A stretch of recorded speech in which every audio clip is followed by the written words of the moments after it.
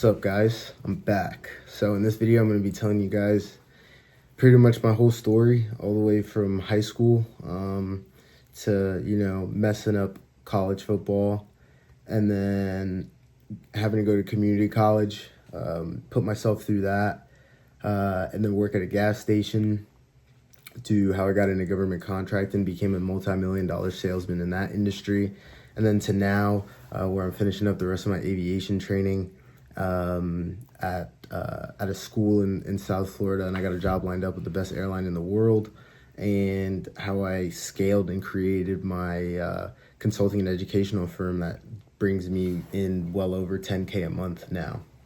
So let's start at the beginning. High school, was a pretty smart kid, half decent football player. Went to the same high school as some pretty high level people's children. So went to the same school as Trump's kid, Tiger Woods, Celine Dion, Ed Bastian, CEO of Delta. So I was in the room with some pretty cool people. So I thought college football was going to be my pathway. Went to the Under Armour All-American camp. I had PWOs, which for those of you guys don't know is a preferred walk-on offer. So you're good enough to play, but they won't give you a full scholarship. And for me, I kind of was like on that threshold, and then it just so happened my grades were good that I could get into pretty much most schools with the prospect of football on my side.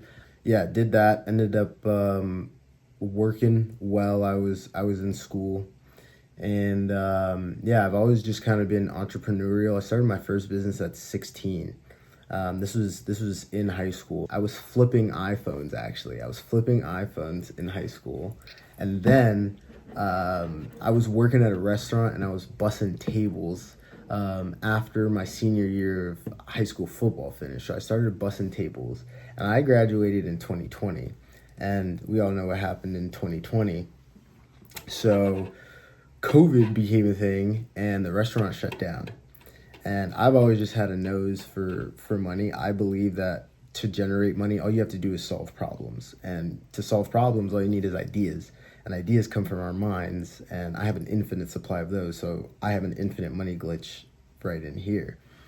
So I was pretty much bussing tables, and the restaurant shut down. So then I was like, all right, what can I do to make some cash? So then I got into reselling clothes and stuff like that. I was reselling like shoes, and I was reselling like Supreme and stuff like that. So that was like my first business that was like, cash flowing. Like I was selling stuff, and the margins were good on that stuff. So that was cash flowing.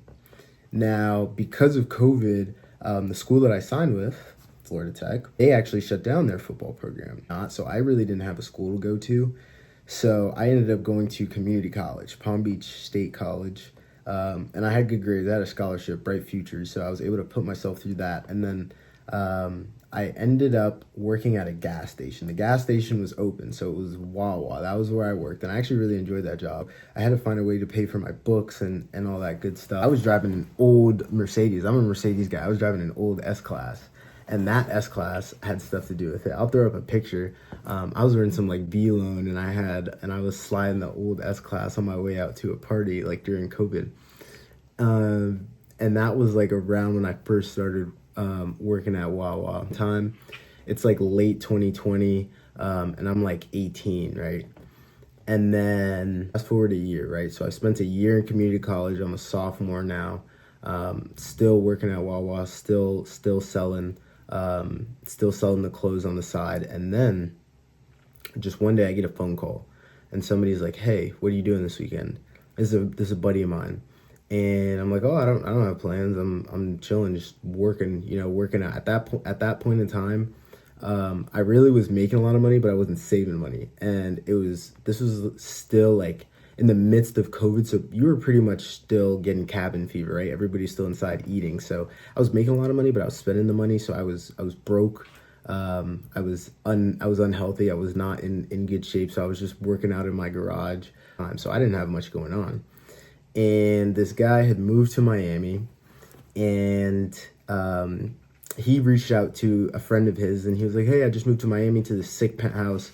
I want to invite some people, but I don't know anybody." So the guy who rented the penthouse, his name is Marty. Shout out Marty. Changed my life. Marty reached out to a buddy of his, and then Marty's friend reached out to a friend of mine. And the goal was to find some people to fill out this house party. Specifically, it was girls. They wanted to bring some hot girls to this penthouse in Miami. And those two guys, they were like, I don't know any girls. So then they called me. Now, a little backstory. So in high school, when I would like sell phones, and I would sell other things, like I would just flip anything I could to make a buck.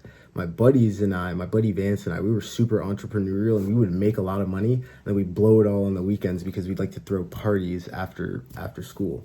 So that was kind of like where my entrepreneurial drive came from. And I went to a whole bunch of different schools growing up because I had like a reputation at this point for being able to get large groups of people to amass. And because I had gone to so many schools and I had like a reputation for being able to, put on events and stuff like that, I was the guy that they decided to call to kind of facilitate the logistics of getting a whole bunch of hot girls to show up in one place. So that pretty much happened. And turns out they had been throwing a whole bunch of parties in Marty's penthouse. So they locked the key fob. So we couldn't bring these girls up there. So it's literally me, Marty, and a couple girls that I walked in with, and like a whole bunch of girls downstairs. So that gave Marty and I the opportunity to talk. And Marty was like, "Hey man, listen, I like you. Like I really like your moxie. Like what are you doing right now?" And for context, Marty's a G. Like Marty was making Marty was like almost 1% earner at like 21 years old. So this like blew my mind that a kid, only a year or two older than me was able to live in a house like this. And Marty and I get to talk, and he's like, "Hey man, I like you. I like your moxie. Like, what are you doing?" And I'm like, "Oh, I got a business. I'm in community college. I resell clothes and shoes, and then I work at Wawa." And then he's like, "Oh, so you do sales?" And I was like, "Yeah." And he's like, "You got to do higher ticket sales." And I was like, "What the hell does that mean?" And then he explains to me, he's like, it takes the same amount of effort to sell something for $10,000 as it does to sell something for 10 grand. Sales is sales. It doesn't matter, what the ticket size is. So once he explained that to me, he asked me, he said, "Hey, do you know of anything, in your immediate like circle that could be doing that?" And I come from a family of aviation. Like aviation's been my family's livelihood for forever. And I had the opportunity to work for my dad at a startup, or really both of my parents were working, and it was a startup selling things to the government. And I mentioned this to Marty, and he asked me, he's like, "Hey, you ever seen War Dogs?" And I was like, "Yeah, I freaking love that movie." And he's like, "Look around." And I looked around, and I didn't think anything of it. Mind you, this is in Miami, penthouse, like the 800 building, downtown Brickell. Like you can see the Heat Stadium. It's right on Biscayne Bay. And he's like, "You sure you've seen the movie?" And I was like, "Yeah." And he's like, "This is the penthouse where they filmed the movie, War Dogs." And essentially, what my aspect of government contracting is pretty much War Dogs. It's product sales. I don't do services. And he took that as a sign, and he was like, "Dude, you need to go do that. Like, you need to go figure that out." The next morning, I told my parents, I said, "Guys, I want to come work for you." And they're like, "Oh, where did this come from? What spurred this?" And I explained to them, and they're like, "All right, we can't pay you that much." Like, and at this point, I had gotten a raise at Wawa, so they're like, "Listen, we can't pay you that much, but we can offer you commission." And at that point in time, I was like not thrilled about it because I didn't understand how commission worked. But I was like, all right, whatever. Like I understood, the prospect of a realistic time horizon. And I told myself from the time I was 16, I was like, all right, I'm gonna give myself 10 years to make it happen and become the man that I want to be. So right now I'm 21, so I'm halfway there. And I understood very early on the concept of giving yourself a realistic time horizon. So I was like, okay, if I do this, I'm going to give myself a couple years and then see how it is. I'm not just going to get frustrated and just bail on this if this doesn't immediately produce results. So at this point in time, I decided, okay, I'm going to go work for my parents. And I was really just supposed to be doing admin stuff. I always like to push the envelope. Like I'm a really big push the envelope kind of guy. Like I always like to see how far I can take things, which is why I picked up running. You see, I got a couple towels in the background of marathons and half marathons and endurance racing that I've picked, because now running allows me to kind of push the envelope in a safe way. Now as an aviator, everything I do, safety is paramount. But prior to that, I always like to just, really push the envelope and see, what the threshold is for things. So I was supposed to be doing admin work government contracting. I'm a 19-year-old kid. I don't know anything about anything, right? And I call some people, and I'm explicitly told not to call anybody, not to mess anything up. We're still a new company. We hadn't even won any contracts at this point in time. And I'm just cold calling people. Like I don't really care. I'm an old fashioned guy. I'll pound the pavement. I like talking to people. So I ended up calling this one company. Shout out Kenny. I'm not gonna say the company name just to protect their privacy, but shout out Kenny. Made a great friend in Kenny. Talking to this guy. Turns out we're both Saints fans, right? I'm a New Orleans Saints fan. Love Drew Brees. That's my guy. And we both are talking about that, and we talk about that for like, it's the middle of NFL football season, right? I met Marty in October. I start working in November, or no, I met Marty in September. I started working in October. So it's full swing football season. So we're talking every single week. We're talking every single day. Monday night games, Thursday night games, Saturday night games. We're talking multiple times a week, right? Me and Kenny.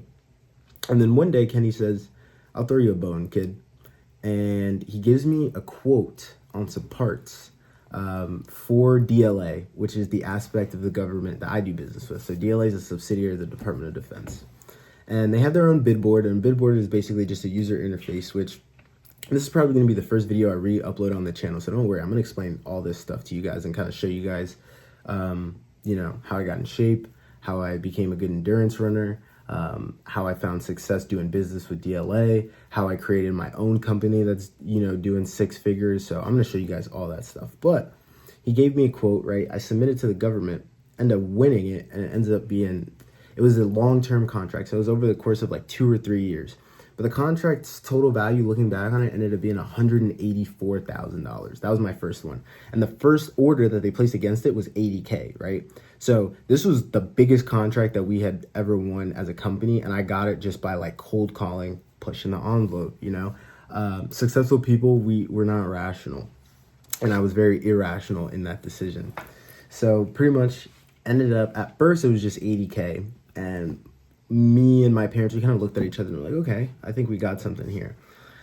So I continued doing that, and then ended up finding a pretty sweet niche, and ended up getting a lot of success in that within like a year and a half of me doing it. Government contracting itself is like a myth, right? It's like an urban legend. It's like black magic, right? Like it's super hard to learn. And I was kind of just stumbling through this as like an 18-year-old kid, just calling people, talking to people that I really had no business talking to, asking questions, bidding on contracts that we shouldn't have been winning.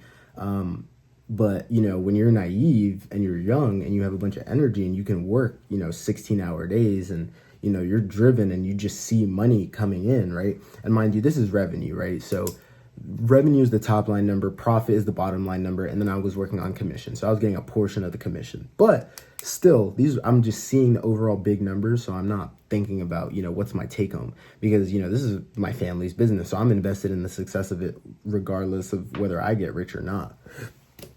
So after a year of me doing this, I found some success. Word started to spread. People started to, kind of know who I am, because government contracting is a small industry. Once you spend if you spend half a decade in the industry, you'll pretty much know all the big players in the game. So word started to spread, and I started helping people, passing along what I learned. And I enjoy teaching. I love people. I'm very extroverted. I love talking. I love teaching. So I started just kind of teaching people for free. People come to my dad, and they're like, "Hey, I'm seeing about the success that you guys are having." And mind you, employees were a revolving door. So it was pretty much me and one other lady who's from Turkey. So she wasn't even in the office all the time. I was the only constant employee. So people come to my dad and they're like, "Hey, I see all the success that you're having." Now, mind you, my dad's not bidding on these contracts. I'm bidding on these contracts. He's doing business development, the oversight, the quality assurance, setting up the infrastructure, the HR stuff, all the stuff that you need to run a successful business. So my dad would be like, "Listen, I don't have time to talk to you, but my kid does." So these companies would come and I would teach them how to do business with DLA. And I was doing it for free at first. And my dad was like, "No, you got to start charging." So I would teach people for free. And then my dad, I have my first ever invoice, and I'm going to throw it up here. I think it ended up being for like 25 or 50 bucks or something like that for me to teach this lady how to do business with DLA. And then she ended up winning like 4 contracts like 2 weeks after I taught her. So then she started telling people, and then word kind of started to spread. And then I stumbled across Air Coffee. Or really, my dad did. My dad stumbled across Air Coffee. And Air Coffee gave my dad some free game. And then my dad was like, hey, listen, this guy has some books, read his books. And I read his books 4 times. And the cool thing is that Eric literally lives like in my backyard. Like I have an apartment here in Vero Beach, and then I rent a house in Boca. And my parents don't know that, but if they're watching this, well, now you know that I'm making enough to pay rent somewhere else. But yeah, he lives like right next door to where I live, like 10 minutes away. So he came to the office one day. He came to our office just to see how we were doing, because Eric was like, dang, I just told, you guys like bits and pieces, and you guys figured it out, and you guys are super successful. Now, granted, my dad did pay for his course. He did pay for mentorship. And I just paid $8,000 for mentorship from Jack Hopkins, who I think is phenomenal. And I'm a big proponent of investing in yourself and paying money. Money is abundant. There's an infinite amount of money. It'll come back to you. But yeah, my dad did pay for his course, and my dad was able to take what he learned. And now 3 years later, the company's doing $14.5 million. And now I'm at $3 million in sales. But back to the original story. So Eric Coffey comes to the office, and then Eric is sitting down, and he's looking, and he's going around the room, and everybody's talking and introducing themselves to Eric. But Eric's sitting like right next to me. So I'm the last person to go, because they're going clockwise. So I'm literally the last person to go. So Eric's sitting next to me, and we ordered lunch, and we're eating lunch. And then I'm like, Eric, before I even say anything about myself, I want to let you know that I've read all of your books, and I've read your biography, GovCon Launch, 4 times. And it's not really a biography, but it kind of is. And then Eric's like, well, hey, I'm going to introduce myself. And then I look over after I tell Eric that. I'm like, listen, just to prove to you how well I understand you and your infrastructure and, what you stand for, can I introduce you? And I start like ripping things off about like fun facts and trivia about this man's life. And I understood like his story and how he got started. So basically, long story short, I did that. And then Eric was like, you know what? Why don't you come and teach people how to do DLA on my YouTube channel? And I was like, oh, awesome, sweet. So I went to go talk on Eric's YouTube channel, and you can go find those videos actually. Like I'll probably link them down below. So I ended up teaching Eric Coffey, or talking on Eric Coffey's podcast. And mind you, this is months down the line, right? So at this point, I'm probably like a year and a half, 2 years into government contracting. Like I've already done like $1 million in sales. And then by the time the video was published, FPDS, which is the Federal Procurement Data System, has a 90-day lag. So by the time the video was published, we looked like I had done like about $2 million in sales by the time the video was published in like 2 years, right? So then that video blew up. Like people started reaching out to me, and mind you, I had a consulting business at the time, but I really wasn't taking it seriously. Like I was just focused on making money bidding. And then I had finished my time at community college. So in Florida, you earn your AA, you do your 2 years, and then you go to like any public institution of your choosing. So at this point in time, I went to FAU, and I was doing some extracurricular activities. Like I was joining clubs and stuff. I joined the school's fashion publication, which I'll throw up some pictures. I did some modeling on the side, ended up in Paris Fashion Week. I used to have long hair for those of you guys that were here prior. Yeah, and I was super involved with Strike. I loved it. That was like the best time of my life. And through Strike, I ended up meeting a girl who I'm not going to name, but yeah, I ended up meeting a girl. And me and this girl, we really, really hit it off. And when we met, I was going to backpack through Europe. So mind you, you can imagine $2 million in sales, you're getting good commission. And I was living at home, so I didn't have any bills to pay. I was still driving a beat up ass Volkswagen. So I was traveling quite a bit. And then I was backpacking through Europe, and I met this girl, and me and this girl, we hit it off. And while I'm there, I'm still bidding on contracts, still making money, but I come back, and then I get a whole bunch of influx of like, consulting clients saying, oh, can we work with you? I saw you on Eric Coffey's podcast. That video did numbers. And I'm like, yeah, okay, yeah, whatever, I'll get it. So fast forward a couple of months, still bidding, still running up the numbers, still keeping in touch with Eric. And then me and this girl, we take a trip, right? We take a trip, and it goes phenomenal. I'm not going to say where specifically we went, but we went to a couple countries in Western Europe, and we spent like a week and some change together.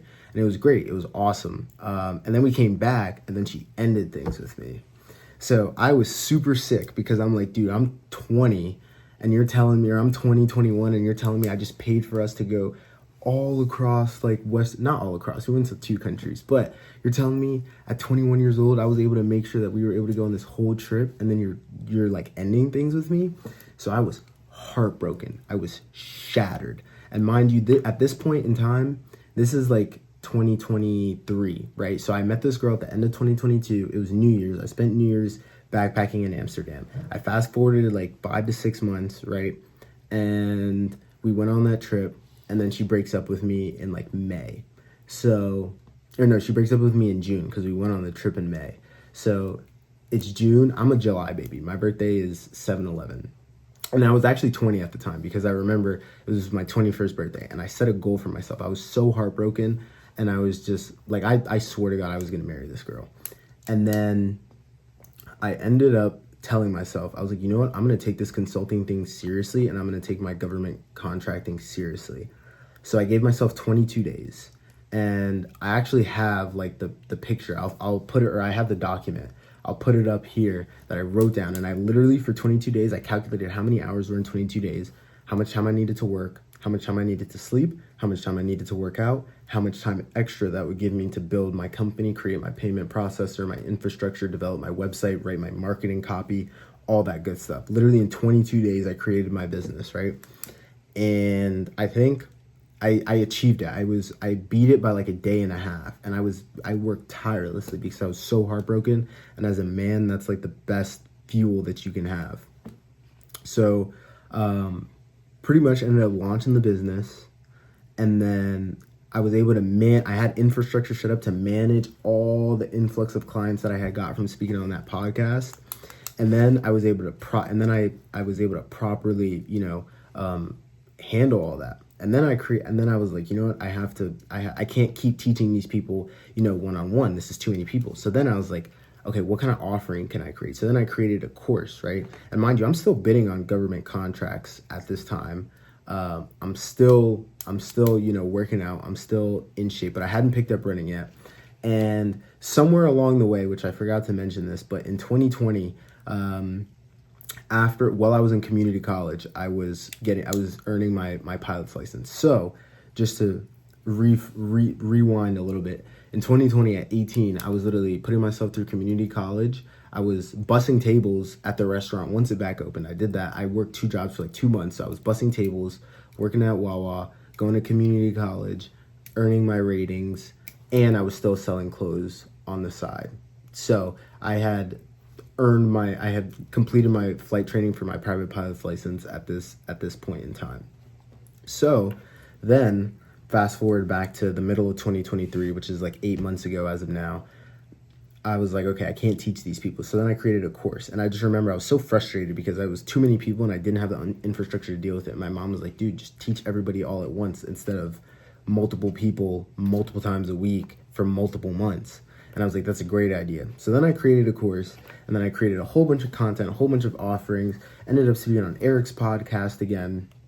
And then that did so well that he ended up inviting me to speak at his conference, which is the Government Contracting Connection Summit in Miami in 2023. And if you weren't there, I strongly advise you to go in 2024.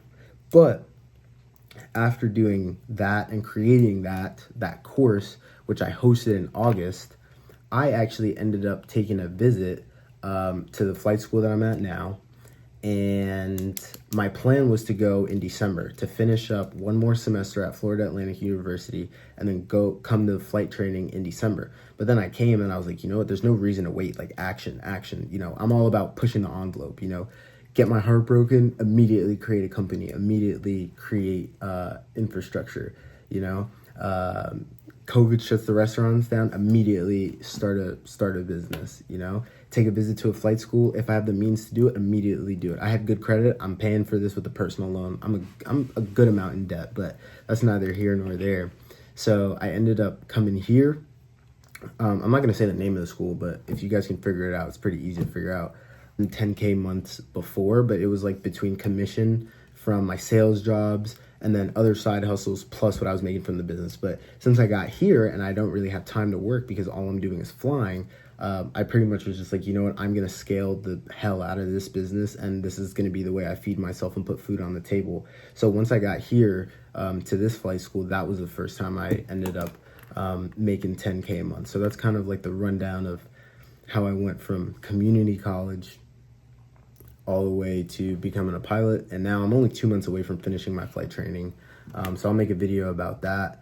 And then, yeah, becoming a multi-million-dollar salesman, and then creating a 6-figure business. So that's my story, and I'm sticking to it. But yeah, I can't wait to get back on this grind and start giving you guys some value and stuff like that. And kind of showing you guys a little bit more about, where I am from the last time that I started YouTube. Because I was doing it, I believe, in 2022. Yeah, I was doing YouTube in 2022. Loved it. Got great results from it. But I had to really take government contracting more seriously. So I really didn't get to prioritize it the way I wanted it to. But we're back. Yeah, key point to life, key point to endurance running. Even if you get knocked down, even if there's obstacles, just keep moving. And yeah, tomorrow's not promised. So take action today.